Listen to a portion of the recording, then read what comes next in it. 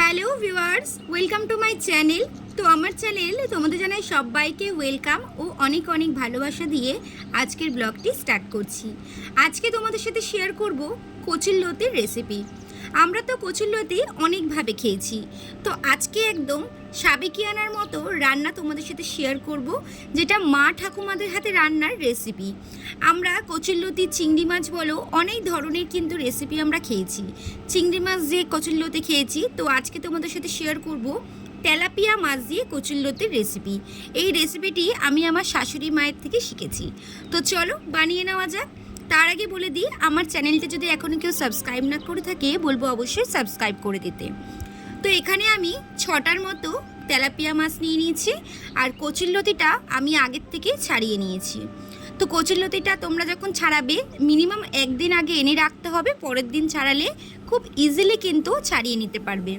তো তারপরে কড়াইতে আমি এখানে তেল গরম হতে দিয়েছি, দিয়ে গ্যাসের ফ্লেমটা একদম হাইতে রেখে মাছগুলো আমি লালচে করে এপিট ওপিট করে ভেজে নেব।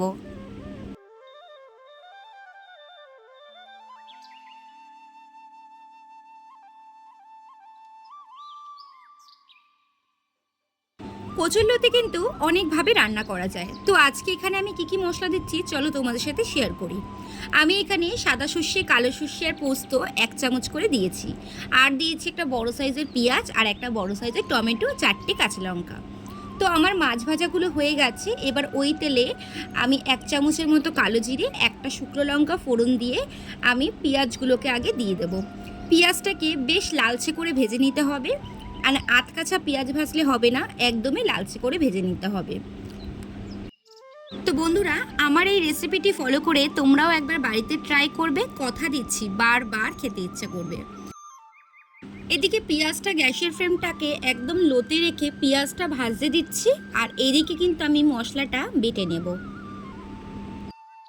সর্ষে কিন্তু বেশি বাটলে তেতো হয়ে যাবে, তো আমি একদম অল্প অল্প করে নিয়ে কিন্তু বাটছি। বেশি বাটা দিলে কিন্তু সর্ষে কিন্তু তিতকুটো টাইপের লাগবে। তো দেখো, দেখতেই পাচ্ছ আমি একদমই অল্প অল্প করে নিয়ে কিন্তু মশলাটা বাটছি। মিনিমাম 2 বাটা দিলেই কিন্তু সর্ষে কিন্তু একদমই মিহি হয়ে যাবে। তো দেখতেই পাচ্ছ এখানে কিন্তু আমার পেঁয়াজটা বেশ লালচে কালার হয়ে এসছে। এবার আমি ধুয়ে রাখা কচুরলতিগুলো এর মধ্যে দিয়ে দেব।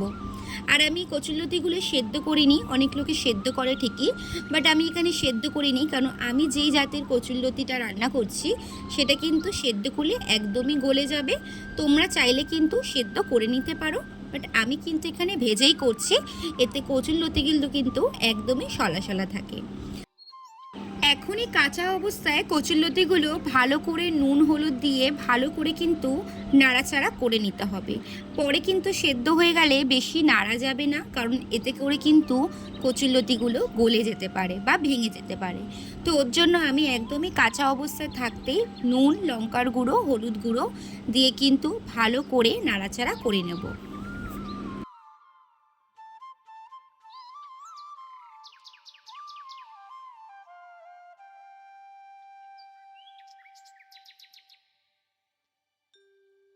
তো কচুরলতিগুলো আমার এখানে ভাজা কমপ্লিট হয়ে গেছে। এবার আমি যে টমেটোগুলো কিউব করে কেটে রেখেছি সেগুলো কিন্তু দিয়ে আমি ঢাকা চাপা দিয়ে দেব। মিনিমাম 10 মিনিটের মতো টমেটো দিয়ে আমি ঢাকা দিয়ে রেখেছিলাম, যাতে টমেটোগুলো গলে যায়।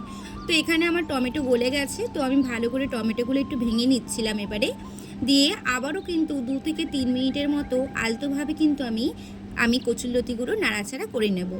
এবারে যে মশলাটা আমি করে রেখেছি সেই মশলাটা দিয়ে ভালোভাবে কষিয়ে নেব 5 থেকে 10 মিনিটের মতো। বেশি কষাবো না, এতে কিন্তু সর্ষের গন্ধটাই কিন্তু চলে যাবে। আর বেশি কষাতেও নেই, কারণ বেশি কষালে কিন্তু সর্ষেটা তিতকুটে টাইপের লাগে, খেতে কিন্তু ভালো লাগে না। তো ওর জন্য সর্ষে দিয়ে বেশি কিন্তু কষায় না।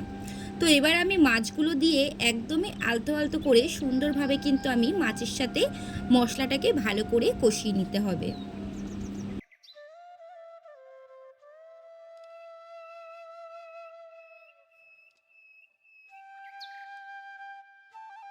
এখানে আমি ভালো করে কষিয়ে নিয়েছি। এবারে মশলা করার জলটাই আমি এখানে দিয়ে দেবো, এছাড়া আলাদা করে কিন্তু কোনো জল আমি দেবো না। তো দেখতেই পাচ্ছ ফুটে গেছে, ফুটে গিয়ে ঠিক এরকম শুকনো শুকনো হয়ে যাবে যখন, তখনই কিন্তু বুঝবে আমাদের কচুরলতি একদম রেডি হয়ে গেছে। তো বন্ধুরা, আজকের রেসিপিটি কেমন লাগলো অবশ্যই কিন্তু লাইক কমেন্ট শেয়ার করে অবশ্যই জানাবে। আর তোমরাও একবার বাড়িতে ট্রাই করতে পারো, কথা দিচ্ছি জাস্ট ফাটাফাটি লাগবে। তো চলো বন্ধুরা, আজকের মতো এখানেই টাটা।